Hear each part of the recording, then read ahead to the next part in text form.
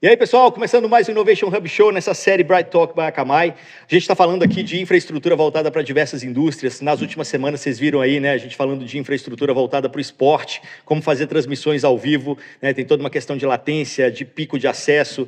Depois a gente falou sobre a indústria hoteleira, né, a indústria do turismo, que tem também toda uma questão de trabalhar informações em tempo real ali, porque um segundo pode significar uma mudança de tarifa, uma mudança de preço ali do que está sendo oferecido, uma disponibilidade ou não no assento do avião. E agora a gente vai falar bastante de duas indústrias, né, mercado financeiro e também educação, que tem uma questão muito forte aí com né, como trabalhar esses dados aí de uma maneira que, né, a gente tem que trabalhar dentro de LGPD, trabalhar dentro de várias questões aí para garantir que esses dados não vazem, enfim, são informações bem sensíveis. Então, deixa eu apresentar meus convidados aqui da vez. Primeiro, Fernando Certo, Field CTO Latam da Akamai, prazer ter você conosco, já virou quase o co-host aqui do podcast. Muito obrigado por me ter de volta. Também o Bruno Kawakami, que é Head de Engenharia, Dados e AI da Mandic. Prazer ter você conosco, Bruno. Prazer é meu, Igor. Obrigado aí pelo convite, pessoal. Zé Luiz Santana, que é CISO do C6 Bank. Prazer também ter você aqui com a gente. Prazer é todo meu. Muito obrigado pelo convite aí. E o Zé Tafarel, Gerente Sênior de Tecnologia da EQI Investimentos. Bem-vindo. Eu que agradeço o convite, é um prazer estar aqui. Boa. Bom, pessoal, a gente falar primeiro, né, a gente tem duas empresas aqui da área do mercado financeiro, uma de educação. Eu acho que quando se fala de dados dos clientes aqui, né, é uma questão bastante sensível. Né, falando de você, principalmente, assim, a gente conversou bastante antes de vir para a gravação, você estava contando de como que vocês trabalham a infraestrutura dentro do escritório para garantir que nada vaze, viu? Não pode sair. Uhum. Existe esse aspecto por a gente ter o BTG como um parceiro, o BTG é sócio da EQI Investimentos, a gente tem essa troca com o time do BTG em relação às informações que a gente tem de negociação com os nossos clientes, e a gente olha muito como time de tecnologia, principalmente eu que sou manager da parte de Core Tech, que cuida da tecnologia interna, a gente tem um cuidado muito grande em relação a como essas informações circulam dentro da empresa, como os assessores acessam, como todas as áreas de back-office acessam essa informação para a gente conseguir fazer com que isso gere resultado, fazer com que isso seja um diferencial do nosso negócio, ao mesmo tempo em que a gente tem todos os dados dos nossos clientes, tem dados muito sensíveis, e a gente consiga que exista governança ao mesmo tempo que a gente gera resultado, que não tenha vazamento de dados, tudo isso. Então, esse é um grande desafio que a gente tem dentro do nosso negócio, dentro do nosso mercado. A gente vai falar mais sobre isso, né? Explorar direitinho como que vocês estão fazendo, mas da porta para dentro é muito trabalho de vocês, da porta para fora vocês têm o apoio do BTG. Isso, a gente né? tem o apoio do BTG que auxilia a gente bastante. E no caso do Zé, né, C6, cara, você é um dos fundadores, né? Você é um dos sócios fundadores ali também. E, cara, você como segurança estava lá desde o dia zero. Então, assim, e construíram tudo do zero também. Então, é um desafio gigante aí para fazer um banco nascer com a segurança pensada logo no primeiro momento. Eu acho que foi uma decisão super acertada. Afinal de contas, confiança. O mercado financeiro é sobre confiança, é sobre credibilidade. Segurança é sobre confiança e credibilidade. Então, nada mais certo na nossa visão, naquele momento, do que estar ali. Segurança, a gente sempre soube que segurança seria um ponto core, né? Um ponto bem importante dentro da nossa estratégia de negócio como um todo, né? E como posicionamento de marca também, né? Acho que não existe como fazer um business digital, um negócio digital, sem pensar em segurança cibernética, né? E a gente está falando sobre segurança dos dados aqui, mas eu vou extrapolar até isso, né? Já não basta mais só proteger os dados dos clientes, mas protegê-los contra as ameaças desse mundo digital, né? Então, além de guardar os dados, como impedir que o meu cliente caia em algum golpe, como dar uma melhor experiência que faça com que ele seja menos suscetível a cair numa engenharia social, né? Então, a gente pensa segurança fim a fim dentro do C6. Então, a gente está olhando para a segurança como um todo, de todas essas perspectivas, né? Então, esse é o nosso trabalho desde o dia zero. E eu vou te falar que bem mais fácil construir um business já pensando em segurança do que depois do business construído, depois do negócio construído, você vir pensar em segurança depois, né? Então, é o que a gente chama de security by design, né? E é muito mais, do ponto de vista de custo e eficiência, bem mais fácil você já nascer pensando em segurança do que vir colocar uma segurança depois, né? Então, foi nesse caminho que a gente vem trilhando há 7 anos. E, bom, a batalha nunca para, né? Então, a gente continua nisso. Não, se quer uma área bem quente e cheia de novidades, essa área de segurança, né? Exatamente. Bruno, no seu caso, né, quando se pensa Mandica, uma universidade, tem toda essa questão dos dados também, mas, porra, uma infraestrutura de uma universidade também, você tem que cuidar dela. É o que acontece, né? Eu acho que, fazendo um paralelo aí, até com o que o Tafarel e o que o Zé falaram aqui, quando começaram a ascender as fintechs, há 10 anos atrás, é isso? Mais ou menos? 10, 13 anos atrás? Já vai dar uns 15 anos. Uns 15 anos atrás. Então, você começava a entender segurança como security by design, né? Então, cara, para eu ter um banco que funciona num ambiente 100% digital, né, eu preciso passar a confiabilidade de uma segurança em D0, né? Eu não posso me dar o luxo de igual os bancos tradicionais fazem, não, baixa esse patch de segurança, não, atualiza. Não, cara, eu sou seguro desde que nasceu, né? E esse olhar, eu acho que ele ajudou a promover esse mercado de fintechs que vieram a se consolidar no Brasil, assim, globalmente, né? Agora, universidades, a parte de ensino, eu acho que o panorama é um pouco diferente, né? Primeiro que eu não acredito, tá? Isso é uma opinião, eu não acredito que a educação atravessou a transformação digital como outros mercados. Eu não acredito que a educação está consolidada. Existe uma questão regulamentar muito forte, o banco tem também, mas o banco foi mais ágil, né? A educação está passando por essa transição. E na passagem por essa transição, não dá para nascer security by design. Por quê? Porque as universidades, elas são muito conceituadas pelo seu tempo de operação. Então, você pega as principais universidades do país, elas são quase centenárias, né? Então, algo ali já existe. E agora precisa se adaptar para o novo, quando a gente fala de segurança. Então, é um panorama um pouco mais difuso. Além desse panorama um pouco mais difuso, a gente tem a nossa tradição cultural. Então, pô, não é comum. Vocês têm filho, vocês foram em colégios. Pô, chega na secretaria, que aluno que você é? Qual que é o seu documento? Vem aqui que eu vou remarcar a prova para você. Cara, nessa frase aqui, quantas questões de LGPD que já não foram sensibilizadas? Ou possivelmente poderiam ser sensibilizadas, entende? Então, quando a gente fala de educação, a educação ainda está se encontrando nesse processo e diferente de como aconteceram com as fintechs, que são securities by design e precisavam para ascender no mercado há 15 anos atrás, como o Zé comentou, a educação precisa se adaptar de um jeito profundo e de um jeito super abrangente. E aí entra o segundo problema. As instituições de educação, elas são antigas, elas já existem. Fazer uma universidade do zero não é simples. Não é mais regulamentado que banco é mais regulamentado, mas é super regulamentado também a educação. Então, existe sim, hoje, eu acredito, né?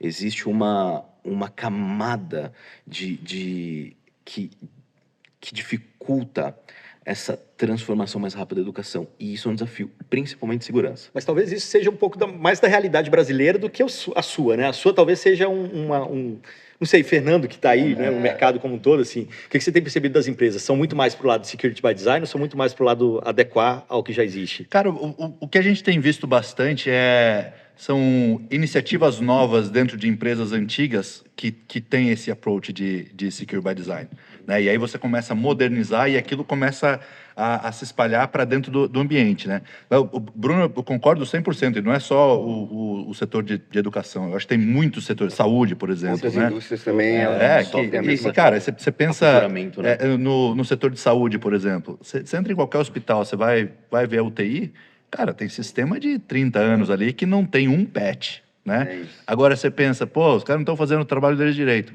Se algum parente seu tem que ir para UTI e aquele sistema funciona do jeito que está hoje, deixa você assim, quer que faça update? Mexe não. Exato, né? Então, aí tem o risco né? De tentar realmente adaptar essa tecnologia nova quando aquele ambiente não está preparado para isso, né? Uhum. Mas como que vocês têm visto, assim, a questão de board mesmo, trabalhar com o board para fazer com que eles entendam que a segurança tem que estar lá no D0, assim. Seu caso, como é que era nas outras experiências? Assim? Então, porque se eu falar do C6, eu vou estar mentindo que eu tive dificuldade. Porque a mesa inteira já entendia que tava isso é uma comprada, né? importância, o nosso CEO. Ele tem uma visão incrível e sempre achou que segurança seria ponto principal, né, do banco que ia ser montado. Então, é bem tranquilo o tema, não de cuidar, mas sempre eu tenho o apoio da mesa inteira. Isso não é um problema. Vidas passadas, todo mundo fala, mas é difícil falar com o board, e aí, que métrica você leva, que não sei o que lá. Eu costumo simplificar esse ponto. A primeira coisa é credibilidade. Você tem que ganhar a credibilidade da mesa. Você está ali para tornar aquele negócio resiliente ao longo do tempo, né? E seguro. E o ponto principal de todo mundo estar ali é fazer o negócio, né? Ser lucrativo. Primeira coisa é você entender qual é o seu papel dentro daquela engrenagem. Qual é a ação que você vai ter que desempenhar para aquele negócio seguir da melhor forma possível. No caso, é deixar seguro, mas o como deixar seguro é que você vai ganhar a credibilidade da mesa, né? E depois que você ganhou a credibilidade da mesa, e não vai ser numa reunião de board, é num trabalho antes, né? Depois que você ganhou isso, é muito mais fácil você lidar com o risco, vou precisar desse investimento, a gente vai precisar tomar essa ação, será que a gente quer tomar esse risco dessa forma ou não, né? E lembrar que se tem risco zero, ficou dinheiro na mesa. Então, o papel principal de qualquer profissional de cibersegurança ou qualquer outro profissional que lide com gerenciamento de risco é gerenciar o risco. Nem sempre vai ser o risco zero, e ter o risco zero talvez seja prejudicial ao negócio naquele aspecto, né? É o tal do guardar, fazer um cofre para guardar vento. Então, assim, o importante é você ter a melhor solução, que é a mais segura possível, para o negócio ser desempenhado, né? Então, a partir do momento que a mesa já entendeu que você está ali junto com eles para seguir no mesmo caminho, eu acho que a conversa fica super mais fácil. E não tem a ver com métricas, KPIs que você vai levar. A conversa já se dá de uma maneira muito mais fácil. Essa é a minha opinião sobre conversa com board. Mas o Tafarel talvez tenha essa realidade um pouco diferente. Não diria diferente, porque quando se pensa no mercado financeiro, segurança hoje é default, assim, eu acho que sim. Mas vocês estão desenvolvendo novos produtos. Cara, eu fico pensando assim, chega pro Juliano, ele quer lançar o negócio amanhã. Você fala, não, peraí, eu tenho que resolver umas coisas aqui, as de segurança e tal. Como que tem acontecido essas conversas? Então, eu acho que como o Zé colocou bem, o que se coloca muito na mesa é o apetite a risco que o board vai ter, como você traz isso e como você expõe. Acho que tem um aspecto, na minha visão, inclusive, tem um aspecto muito importante que a gente sempre tem que olhar quando fala em segurança, que é cultural. O aspecto cultural dentro, fora, dentro da tua empresa, enfim, com os teus clientes, eles também vão moldar como você constrói todo esse arcabouço seguro, além do aspecto técnico. Então, dentro de uma corretora, a gente tem muito isso. A gente sempre pesa muito bem sempre tem que pesar, e aí, às vezes, o CEO, o CFO, ele sempre vai ter um apetite a risco maior. Então, essa é a balança. Eu acho que, como o Zé falou, essa questão cultural, ela vai influenciar muito como é visto. Por exemplo, se você tem um negócio aí centenário, eu acho que vai ser um pouco mais difícil de você levar para o pessoal. Não, porque há 15, 20 anos a gente fazia assim. No caso do C6, quando você começa a construir tudo do zero, by design, você tem uma facilidade muito grande de entender qual é esse risco, assim. E eu gosto muito de comparar esse nosso setor de segurança, setor de tecnologia com o setor da aviação, assim. A gente tem uma tendência, como ser humano, a não ver o problema até que ele aconteça. Eu acho que isso é um aspecto muito importante Pô, a gente viu um avião cair com 200 pessoas. Cara, a aviação é muito segura, é extremamente segura, porque ela também leva os princípios do... Mas quando a gente tem um vazamento, quando a gente tem um incidente de segurança, até como a gente vem tendo. Inclusive, tem um relatório da Verizon que, desde outubro, a gente já teve 12 mil eventos de incidentes de segurança no mundo inteiro. Então, isso é um número alarmante, assim, é muito no mercado financeiro, dentro do mercado financeiro global. Então, assim, se for pensar que isso, normalmente esses incidentes, eles custam, em média, segundo o próprio relatório, 4 a 6 milhões de dólares. É um dinheiro muito grande que é colocado. Então, essa questão cultural né, eu coloco assim, tem que doer, às vezes tem que doer na carne para um negócio que ele é mais velho, mais antigo, mais antiquado, digamos assim. Não sei se essa é a melhor palavra. Mas, às vezes é difícil para o pessoal. E aí, quando você constrói algo do zero by design, pô, você já constrói uma cultura de segurança, já constrói um time que vai olhar aquilo de maneira diferente. Eu acho assim, nós, profissionais de segurança, a gente também tem que pensar que é um assunto árido para uma mesa de board. Então, a gente tem que tentar falar o mais fácil possível. Gera ROI. A gente tem que tentar falar o mais fácil possível ali, né? Não vai ter aquele monte de sigla, aquele monte de palavra que só existe, né? No Techniquez ali, né? Que só tem significado para a gente e tal. A gente precisa simplificar a conversa para o risco ser bem entendido, porque, pela minha experiência, depois que o risco é entendido, fica fácil tomar a decisão na mesa. Eu gravei entendeu? dia desses um caso da Drogaria Araújo, lá de Belo Horizonte, de Minas, né? Que é a faculdade, cara, cada esquina Eu tem sou um de Belo Araújo. Horizonte. Eu também, então pronto. Você Então você também? sabe muito bem Pronto. o que eu tô falando. Mas eles criaram um negócio muito legal. O Alciso de lá conseguiu criar uma coisa muito legal, que ele começou a trabalhar com a participação de risco. Então ele gerou uma nota de risco de cada uma das áreas. Então, a área do jurídico está com risco 8, a área de, sei lá, de vendas está com risco 4. E dessa forma ele conseguiu o apoio de cada uma das áreas, porque ele sabe que se tiver um ataque numa brecha da área do jurídico, de novo para citar o mesmo exemplo, cara, 1 hora de Araújo parada com 350 lojas paradas custa tanto. Você é corresponsável comigo. Então, ele conseguiu trazer a equipe para perto para poder trabalhar isso, sabe? Então, eu achei que foi uma estratégia muito legal de fazer todo mundo entender a mensagem. Isso é uma tradução difícil, né?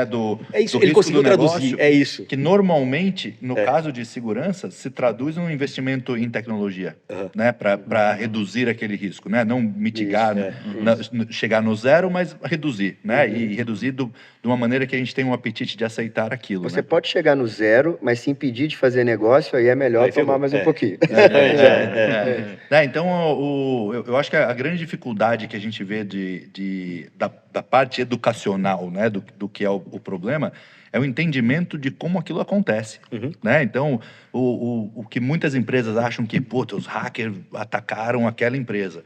Ninguém entende que, na grande maioria dos casos, aquilo foi por acidente, né? Foi o cara tinha um sistema que não tinha um update, que não tinha algum controle de tecnologia, e o cara apareceu num scan de alguém na internet e aquela vulnerabilidade existia e foi explorada, né? Então, muitas vezes os alvos não são sabidos que são aquelas empresas, até que o atacante esteja lá dentro. Exato, né? exato. E aí começa a ver, né, tráfego de rede, começa a ver outras coisas e fala, achei um alvo importante. É sempre secular que você descobre o problema, que o problema está acontecendo, quando você não tem o olhar específico, né? Eu vi uma métrica sobre isso, que 80% das ameaças que batem nas nossas portas, né, internet facing ali, são campanhas genéricas, campanhas de ataque de phishing genéricas. Sim. 80%. Somente Onde 20% encontrou a porta tem aquela aberta, parte vai. direcionada. Exatamente, né? é isso. É isso. É, Esse é o ponto. Eu dei uma palestra na ANAC na semana passada, né, falando de aviação, e falando exatamente disso, de o uso de ferramentas, e eu demonstrando que um cara sem ter conhecimento nenhum técnico de segurança, eu consigo usar ferramentas que existem na internet hoje e conseguir explorar até com código que já vem no GitHub. Né? Então, muitas vezes, né? No explorar uma vulnerabilidade. Então, esse entendimento, e acho que são poucos CISOs, né? Eu converso com bastante CISOs que conseguem traduzir isso para um fator de risco para o negócio e não nós temos um problema técnico. Mas como que vocês fazem para poder buscar buscar vulnerabilidade, sair tapando buraco é quase que enxugar gelo, né? Tem tanta coisa por aí. Como que você identifica qual que é aquele problema que você tem que atacar agora? Você tem ferramenta que ajuda você a fazer isso? Como é que funciona no dia a dia? Tem que conhecer o negócio. Exato, tem que conhecer o negócio, tem que conhecer quais as vulnerabilidades que estão abertas, quais estão sendo atacadas, saber qual que você vai atacar primeiro. De repente, se uma tá, sei lá, no cara do financeiro, então tem que tapar Mas aquela a ali. primeira frase dele é o que manda. Conhecer o Primeiro ponto, conheça o negócio que você precisa proteger. É isso. Porque dali já vai sair toda a priorização. Exato. Não, Essa vulnerabilidade afeta esse ponto do negócio. Aí ela é mais ou menos importante do que a outra que está afetando aqui. Aí ela é menos importante, então essa é mais importante. Então eu vou atacar essa primeira. É uma coisa importante, por exemplo, como você educa as partes envolvidas, né?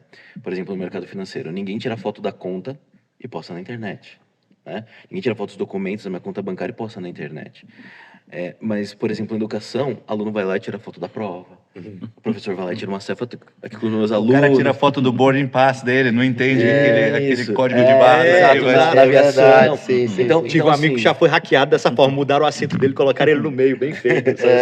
Não, então, isso, Exatamente. Isso é importante, por exemplo,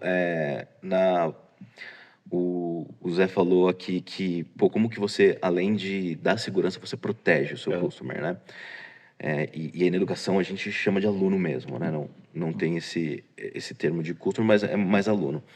Pensa que na educação você tem um grupo de pessoas muito jovens e aí quando a gente traz em contexto, consome muitas redes sociais e expõe consideravelmente a vida, assim como os professores. Hoje está na moda essa influencer.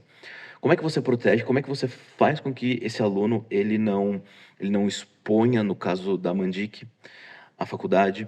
Como é que esse professor ele tome cuidado também? Porque existem professores influencers hoje. A Mandic tem professores influencers. Tem gente que está na Mandic falando, quero ter aula com esse professor aqui. E aí é a pergunta, né? Como que você faz essa educação inteira dentro e ainda mais, por exemplo, em uma universidade, né? Você recebe aluno convidado, às vezes o aluno ele quer trazer algum colega para o ambiente interno ali da universidade, né? Da faculdade, para conhecer isso. Isso vira uma conversão em valores finais, né? Como é que você adapta para o pessoal da secretaria? Você não pode mais perguntar a matrícula do aluno. Isso não existe. Isso não existe. Então, como que é o trade-off disso, né? Tem uma coisa importante que são indicadores Gartner e das principais consultorias que fazem hoje no mundo, né? As Big Fours ali, que normalmente se investe, existe um indicador, né? Qual que é o denominador comum? Mas quanto que eu invisto em segurança? O board está vendo esse podcast. Quanto que eu invisto em segurança? Não sei. Vou investir XYZ. Então, tem indicadores, né? Então, a maioria das empresas, eles conseguem fazer um bom trabalho de segurança com investimento de 10% do faturamento de investimento que é feito em tecnologia. Então, eu invisto tanto em tecnologia, 10% na média tem que ir para segurança. Só que isso não é uma matemática. Então, existem empresas, né, que começam a extrapolar isso, principalmente as empresas de core tech, né? Isso pode chegar a aumentar 15% até 20%. Existem casos relatados. Então eu acho que esse é um bom indicador. E além do enxugar gelo, é isso, né? 80% dos ataques eles são ataques automatizados, que o cara pega um script e fica rodando lá. Imagina, um adolescente pegou um script e ficou tentando achar vulnerabilidade na Surface Web ali, tudo que está exposto. E enquanto o cara tá fazendo de graça do computador dele, enquanto você tem um time com 30 pessoas de segurança. Olha como é muito dispara como segurança ela é tratada. Mas precisa, porque o risco é muito real. Por exemplo, eu não vou citar nomes, mas teve um grupo grande de diagnósticos de saúde no Brasil que teve dados roubados, o pessoal aqui que é de segurança sabe, ficou 3 dias inoperante. Então imagina, você está no hospital e esse laboratório é o laboratório de apoio do hospital, você não consegue fazer uma cirurgia, às vezes crítica. Então a segurança ela só é compreendida quando ela dói, como o Fernando falou. Ela só é compreendida como ela dói. E eu acho que é interessante esses indicadores para o board. comigo sempre foram muito eficientes. Ó, Bord, tá vendo? Eu estava na área da saúde quando aconteceu essa questão com esse grupo de diagnósticos laborais. A área da saúde foi muito fácil, Aí né? tem investimento. Cara, foi Não, muito aí fácil. não, Nunca né? vi tanto investimento de segurança de uma vez só. Mas eu gosto muito mais quando é o copo meio cheio do que o copo meio vazio, sabe? Olhar, ao invés de, não, tá vendo o que aconteceu? Não, ao invés trabalha com bônus, sabe? Voltando no caso da Araújo, eles têm bônus para quem consegue abaixar a nota ali do risco, sabe? O approach terrorista, ele serve para o primeiro impacto ali, Emergencial, né? mas ele não se... que ser cultura, né? Ele não Tem que se mudar a mantém no cultura, tempo. Tem que ser Não é cultural. sustentável. Né? Não é sustentável.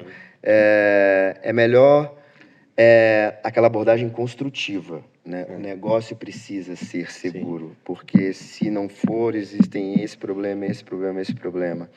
E assim, numa indústria digital, e eu vejo isso cada vez mais, né?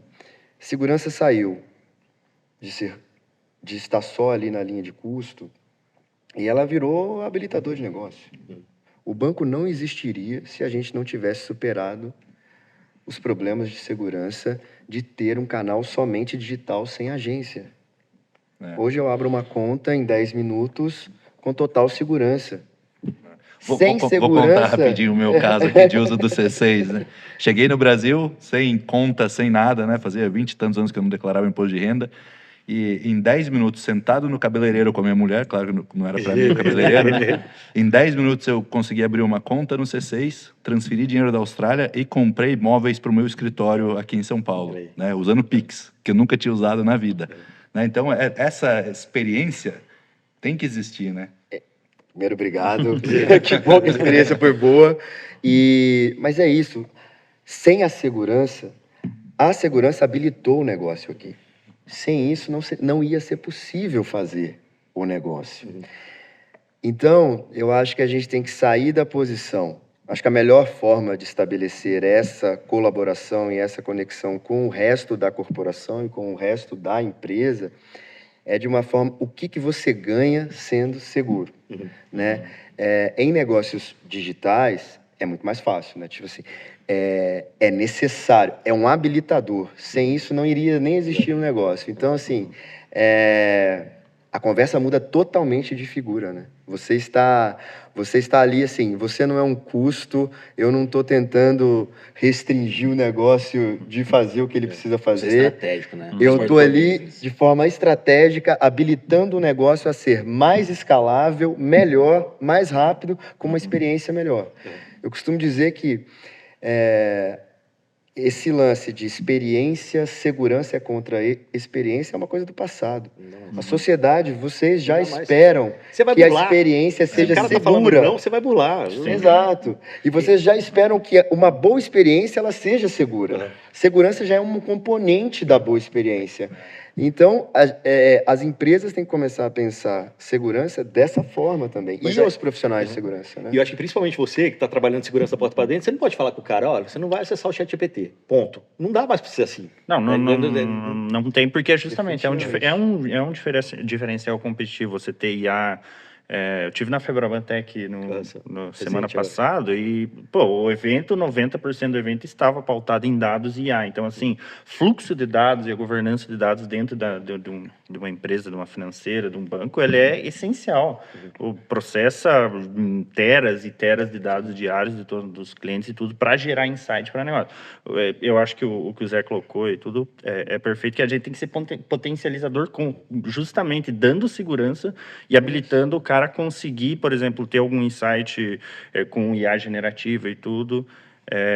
E é o nosso papel também como profissionais de segurança buscar as ferramentas, o ferramental para conseguir levar isso de forma segura e ter essa vantagem. Eu acho que isso hoje é o nosso principal desafio, né? Como que a gente consegue mitigar esses problemas, e segurança, no fim de tudo, são camadas, você vai inserindo camadas, até você chegar no cofre, no topo da montanha, assim. O risco nunca vai ser 100% mitigado, porque, justamente, alguém pode escalar a montanha e conseguir abrir o teu cofre, mas é muito difícil. Então, normalmente, as coisas funcionam dessa maneira. E para nós é assim, a gente vai inserindo camadas, por exemplo, uma preocupação que a gente tem é a generativa. Estava olhando um estudo esses tempos, dentro das companhias do mercado financeiro, 76% das pessoas, 13% das companhias têm alguma iniciativa, só que 76% das pessoas já usam. Só que usam em contas pessoais ou com conta corporativa sem uma governança interna. Então, assim, não tem como não usar. É um diferencial competitivo. A gente tem que achar soluções, e isso é o que a gente vem fazendo internamente, colocando ali uma interface, alguma coisa, tentando potencializar esse negócio. A gente está abrindo agora, criando uma frente de tecnologia de IA e a generativa e tudo para conseguir levar ferramentas para os nossos assessores conseguir fazer análises e aí, enfim, democratização de dados, vem todo esse arcabouço que você vai criando, né? Desde o hardware do cara até o que ele pode ver, o que ele não pode ver, o que é diferencial ver, o que não vê dentro do CRM, dentro da plataforma de negociação. Então, são camadas que você vai criando e acho que agora a generativa tem se tornado mais uma camada que a gente que a gente deve se preocupar e trazer como potencializador. Acho que provavelmente daqui 5 anos, IA vai ser commodity para todas as empresas. Ter não é mais um diferencial e sim necessário, que nem o cara ter um celular ou notebook. Então, o nosso papel é conseguir fazer com que isso seja seguro, mitigar o máximo possível os problemas para levar essa ferramenta para o negócio. E como que vocês estão olhando para o futuro, assim, novos ataques, né? Tem aquele caso clássico lá, já que a gente está aqui com 2 players do mercado financeiro, aquele caso, né, que ficou famoso lá de Hong Kong, deepfake na videoconferência, que fez o cara entregar uma grana lá. Se for fazer um pagamento, né? O cara entrou numa videocall. Como que vocês estão olhando para isso hoje, assim, em termos de novas tecnologias que estão trazendo novos golpes? No caso de um banco, Essa é engenharia interessante. social e tudo mais. Essa é bem interessante, porque o Brasil realmente ele tem que ser estudado. O que você já viu de doideira? Cara, assim, criatividade tentando burlar? aqui. Assim, Sensacional. realmente o nosso sistema financeiro é um dos mais avançados do mundo. E isso é para o bem e para o mal. Porque as ameaças também elas são avançadas aqui, né? Então, é engraçado que esse caso de Hong Kong aconteceu ano passado, né? Acho que foi ano passado. Foi finalzinho do ano passado. A gente está tratando ataques com deepfake no sistema financeiro desde 2020. O cara Você com... tem uma ideia. Até é um assunto meio que superado hoje no mercado financeiro brasileiro, fato, né? Brasileiro. As ferramentas biométricas elas já estão boas o suficiente, obviamente utilizando IA para combater IA, é o que eu sempre falo, o sol brilha para todos. Tem ataque com IA? Tem. Você pode usar IA para defender os ataques com IA, né? É o que foi feito aqui. As ferramentas de biometria facial hoje elas estão bem capacitadas para fazer esse tipo de detecção desse tipo de ataque. Não, a gente faz aqui o podcast da NVIDIA, e aí a gente estava falando com vários clientes ali deles de visão computacional, principalmente. O cara mostrava foto, o cara que fabrica a solução ali do tio Paulo, por exemplo, para identificar o tio Paulo que chegou no banco lá, né? A gente chama de prova de vida, né? Prova de vida, Liveness. Sim, não, ele tem umas coisas incríveis, assim, em termos de acurácia, sabe? De saber como que você consegue identificar aquela pessoa, ou mesmo a foto para poder fazer abrir a conta, por exemplo, mandar foto. Cara, manda foto no escuro, que você com o olho humano não enxerga, mas a IA consegue enxergar, a solução consegue enxergar. É exatamente... Mas ainda assim você tem um aumento gigante de fraudes com deepfake. Sim, mas olha o ponto, né? Você usa IA para combater esse tipo de ataque. E eu acho que nunca a gente teve uma ferramenta tão poderosa de escalar segurança do que o IA, né? Então, assim, os ataques aumentaram, mas antes são milhares de atacantes e um time de segurança diminuto, como o próprio Bruno disse. Agora não. Agora é a primeira vez na história que você pode escalar esse time de segurança, né? E lutar de igual para igual. Então, galera, o que vai acontecer? Muito ataque com IA, com as novas ameaças, mas ela está aqui do nosso lado também. Então, eu vejo o IA como um potencial gigantesco para aumentar as defesas. O relatório da IBM, né, do Cost of a Data Breach, né, acho que no final do ano passado, mostra mesmo os incidentes que existiram, o valor médio daquele incidente em empresas que usam IA extensivamente na defesa é significativamente menor. Então, né? Um vazamento, um incidente ainda pode existir? Pode. Mas, cara, o negócio é mitigar o risco, né? Então, É uma boa ferramenta. E assim, IA generativa, a gente está falando disso agora.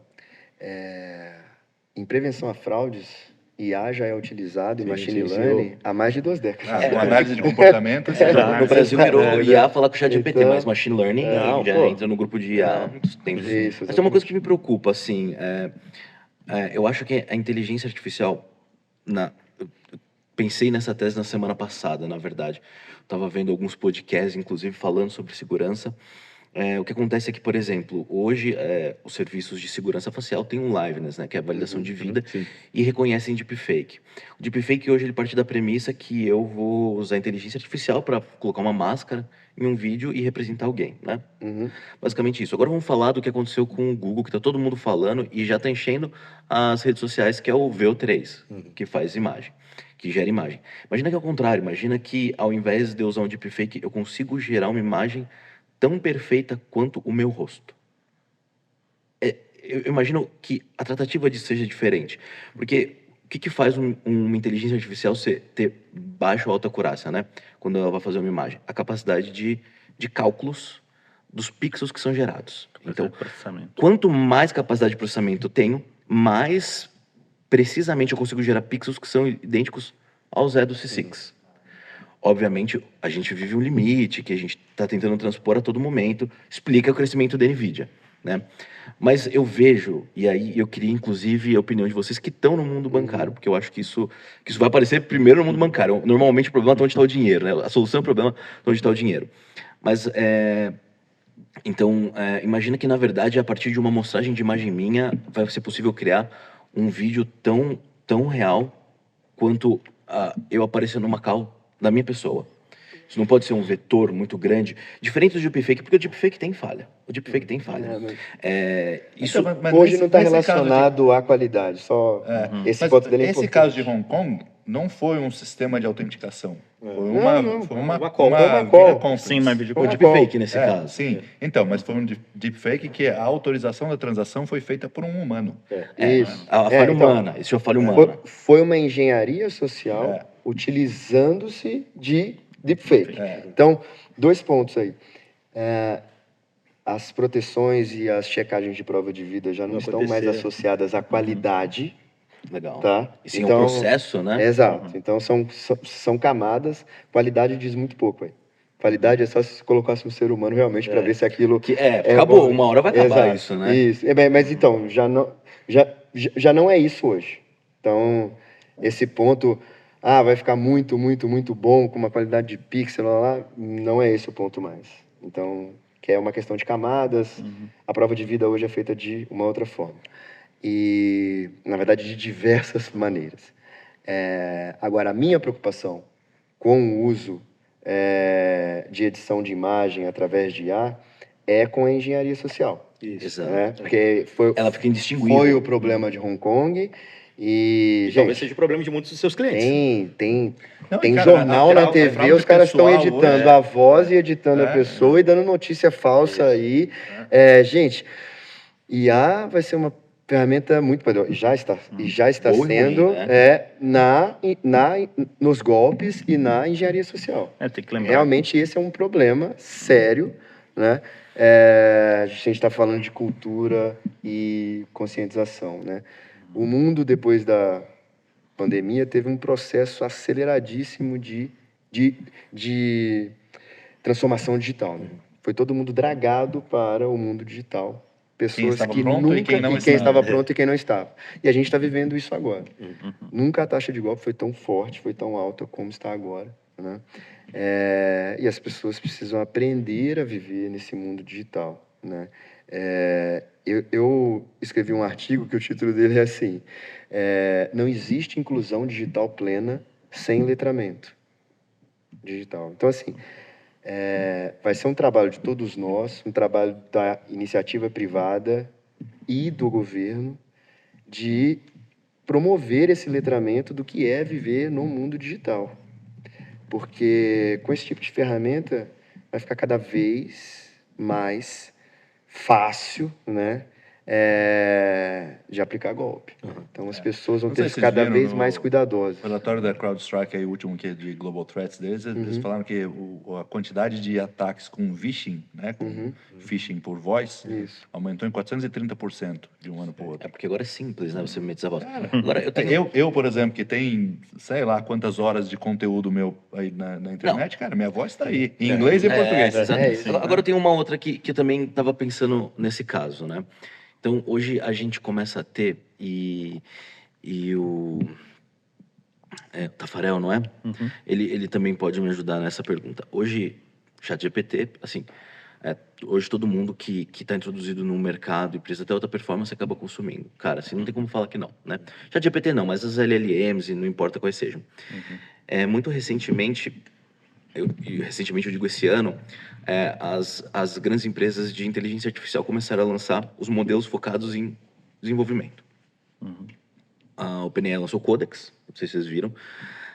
A Anthropic lançou o Cloud Code, né? E eles fazem, eu testei bastante eles fazem códigos de alta qualidade. Então, um código que ou lê seu repositório, vai ser os códigos e faz códigos de alta qualidade. Hoje, por exemplo, a gente tem os WAFs aí que vão proteger ali a surface da nossa estrutura, que estão olhando injection, que estão olhando scripts maliciosos sendo executados ali de alguma forma. Agora, imagina só, isso foi um caso que eu vivi, tá? Em uma empresa também de grande porte, uma das 5 maiores do mercado global, na época que eu trabalhei nela, ela resolveu adotar o Drupal como CMS. Drupal conhecido e focado em segurança, um CMS focado em segurança. O Drupal, ele foi reportado uma vulnerabilidade de Doomsday, né? Apocalíptica nele. E, cara, assim, não deu tempo da gente ver o paper. Ele já tinha usado essa vulnerabilidade para invadir a infraestrutura. Obviamente, tinha outras camadas de segurança que bloquearam a penetração, escalada de acesso e tudo mais. Mas imagina uma inteligência artificial que é tão competente quanto qualquer outro humano, na verdade mais, porque é mais rápido. Ela consegue ficar lendo os fóruns, gerando os snippets de invasão e tentando aplicar na Surface Web. O grande problema aí, acho que onde você está chegando, é o tempo de resposta. Certo? Em quanto tempo alguém consegue entender que uma vulnerabilidade existe e conseguir explorar essa vulnerabilidade? E fica mais profundo. Esse né? tempo está cada vez menor, né? E esse foi o meu ponto antes quando eu já estava falando de usar IA para combater IA.